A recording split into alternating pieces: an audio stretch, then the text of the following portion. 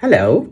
Why am I so happy? Well, because all the Adani bubble that was floating around on how he was guilty of corruption and how everything had been built on a rubric of massive corruption, whatever, just came tumbling down. Now, remember, this entire thing was based on the validity and the integrity of the American justice system, as if somehow it is some great paragon of virtue. Today, the American president himself has gone and trashed his justice system. Let's forget the fact that Hunter Biden is guilty as hell. He had the laptops that were full of, I'm not going to mention it out here, but prosecuted for absolutely nothing, including verifiable charges of pedophilia and things like that could come up against him. But the president, in his infinite wisdom, has gone and pardoned his son. Now, forget the conflict of interest out here, father pardoning the son. I want to just read out this letter for you, at least the operative parts of the letter. And he says, many of these charges are almost, quote unquote, almost never brought to trial on felony charges solely for how they filled out a gun form. He then goes on to say, the charges in this case came about only after several of my political opponents in Congress instigated them. He further goes on, there has been an effort to break Hunter. In trying to break Hunter, they've tried to break me, and there's no reason to believe it will stop here. Enough is enough. For my entire career, I've followed a simple principle.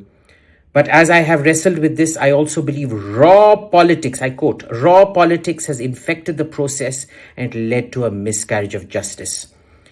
And once I made the decision this weekend, there was no sense in delaying it any further.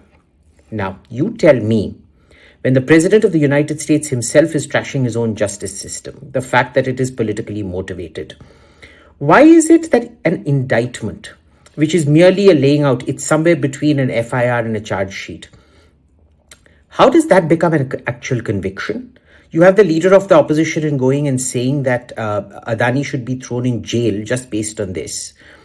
Well, how would that standard apply on Rahul Gandhi in the National Herald case?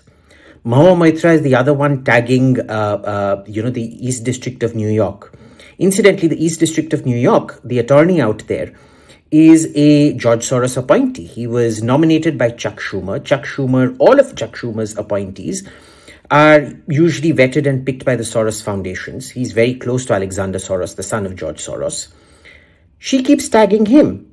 Mind you, by that same measure, she herself is guilty of wire fraud.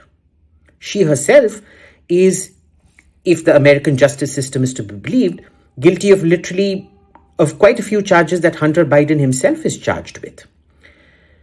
So here we are at the moment. Where does this charge against Adani even stand? Are you going to believe that the entire case run by Democrats in a Democrat uniparty state, run by a Democratic president where the deep state is Democrat, couldn't protect Hunter Biden from a politically motivated witch hunt? But somehow the hunt against Adani isn't a politically motivated witch hunt. Oh, no. That is all, completely kosher. This is what two-faced hypocrisy looks like.